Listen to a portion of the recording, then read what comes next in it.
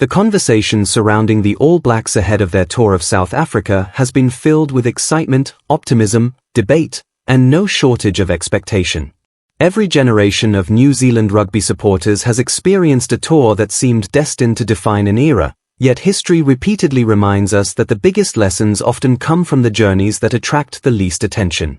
This latest expedition under head coach Dave Rennie feels very different from many of those that came before it.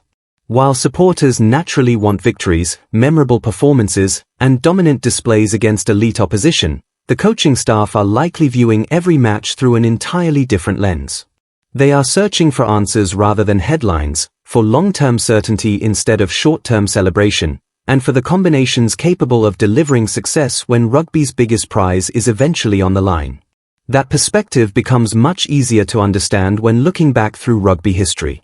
Many supporters still remember the famous victories and heartbreaking defeats that shaped New Zealand rugby, but there are countless other matches that quietly influenced future success without ever becoming part of mainstream conversation. One example often recalled by passionate rugby followers comes from 1994, when France achieved a remarkable series victory over the All Blacks, winning both test matches during their New Zealand tour. Between those famous victories, however, France also suffered an unexpected defeat against Hawke's Bay at McLean Park. While that provincial fixture remains a treasured memory for supporters in Hawke's Bay, it occupies only a small corner of rugby history compared with the dramatic test encounters that surrounded it. Yet its existence serves as an important reminder that not every result carries equal significance. Some matches become historical milestones, while others quietly contribute to the development of teams without changing the broader story. That same principle applies to the current All Blacks tour of South Africa. Promotional campaigns may describe it as one of rugby's great rivalries returning to center stage, and there is certainly truth in that description whenever these two proud rugby nations meet.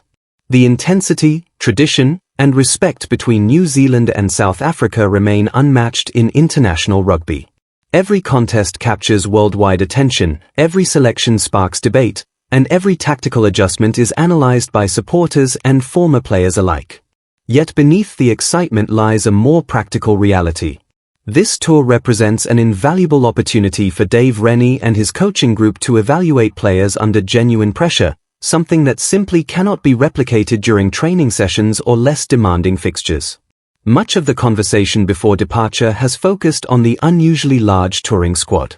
Bringing more than 40 players naturally raises questions about selection priorities and whether consistency might suffer. Some supporters would prefer a smaller, settled group preparing for immediate success, while others welcome the chance to expose emerging talent to the demanding environment of South African rugby. From the coaching perspective, however, the larger squad appears to reflect a long-term strategy rather than uncertainty. Every training session, every provincial fixture, and every test provides another opportunity to measure how individuals respond physically, mentally, and tactically against world-class opposition. The coaching staff are not simply selecting the best players for this weekend, they are identifying the athletes capable of thriving during rugby's biggest occasions over the coming years. South African rugby provides perhaps the perfect examination for ambitious international players. Success there has never depended solely on technical skill. The altitude, passionate crowds, physical intensity, tactical kicking, and relentless forward battles create an environment unlike almost anywhere else in world rugby. Players who flourish in those conditions often possess the resilience required to succeed on rugby's grandest stages. Those who struggle are equally valuable to coaches because every performance supplies important information about strengths, weaknesses, and future development priorities. That is why results alone rarely tell the complete story of a developmental tour. The modern rugby calendar also reinforces this perspective. Supporters naturally celebrate every international victory, but experienced coaches understand that seasons are remembered differently from tournaments. Winning isolated tests generates confidence, yet the defining moments arrive during knockout rugby, when one performance determines whether a campaign continues or ends. Every selection decision made today ultimately points toward those future occasions. That reality explains why experimentation occasionally outweighs immediate consistency. It is not about sacrificing competitiveness, it is about ensuring the team possesses enough proven options when injuries, suspensions, or tactical adjustments inevitably become necessary. For Dave Rennie, this tour offers a rare opportunity to discover which combinations genuinely complement one another under sustained pressure. Rugby is filled with talented individuals whose abilities appear outstanding in isolation but fail to translate into effective partnerships. Conversely, seemingly modest players sometimes elevate those around them through communication, work rate, and decision-making. Identifying those relationships requires meaningful competition against opponents capable of exposing every weakness. South African teams are renowned for doing exactly that. Their relentless defensive pressure, physical collisions, disciplined set-piece play, and tactical maturity rarely allow opponents to escape mistakes unnoticed. Supporters should therefore resist judging the tour solely by the final scoreboard. Naturally, victories remain important because winning habits help build confidence throughout a squad. Nobody representing the All Blacks enters a match expecting anything less than maximum effort. Yet development often occurs through difficult moments rather than comfortable wins. A narrow defeat that reveals valuable tactical lessons may ultimately contribute more toward future success than an easy victory against weaker opposition. Coaches frequently learn the most when their systems encounter genuine resistance, forcing honest conversations about improvement instead of encouraging complacency. There is another reason this tour carries enormous significance beyond immediate results. Over recent seasons, many observers have argued that New Zealand rugby has faced increasing challenges maintaining the standards that once defined the All Blacks. International competition has become deeper than ever before. Nations across Europe and the Southern Hemisphere now possess stronger professional structures, improved coaching, advanced sports science, and greater player depth. Dominating world rugby has become considerably more difficult than it was during previous decades. That changing landscape demands constant adaptation rather than reliance on historical success. Facing South African opposition regularly can accelerate that adaptation.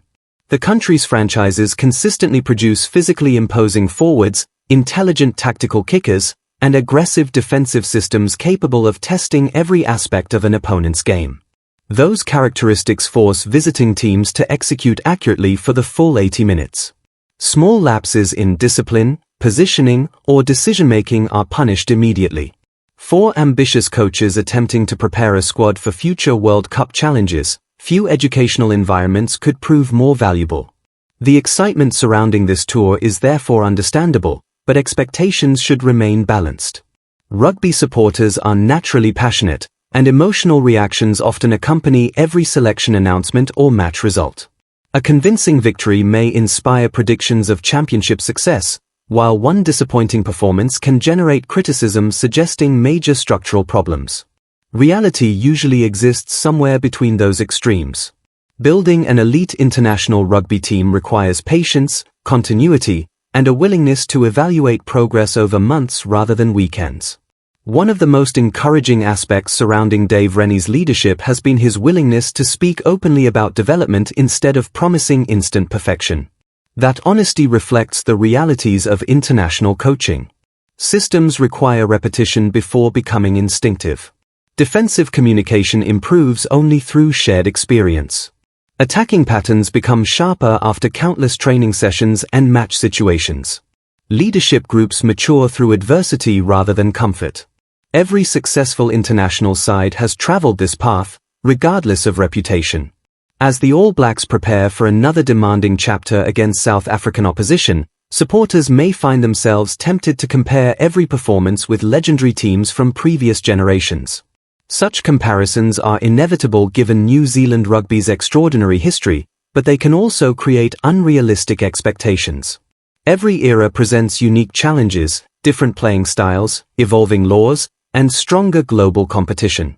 This current group must establish its own identity rather than replicate those that came before it. Ultimately, the greatest measure of this tour may not emerge until much later. Months from now, supporters might look back and recognize that a particular partnership first showed promise during a provincial fixture, that a young player announced himself against experienced South African opponents, or that a tactical adjustment introduced during this trip became a defining strength of the team. Those moments rarely dominate headlines in real time, yet they frequently become the foundations of future success. For that reason, every match deserves careful attention, not simply because of the rivalry between New Zealand and South Africa, but because each contest offers another opportunity for growth. If the All Blacks leave this tour with greater clarity about their strongest combinations, improved understanding of their tactical identity, and a deeper appreciation of the standards required to compete with the world's best, then the journey will have achieved something far more valuable than a collection of scorelines. Wins would certainly be welcomed, but the lasting legacy of this expedition may ultimately be the confidence, experience, and cohesion it builds for the challenges that still lie ahead.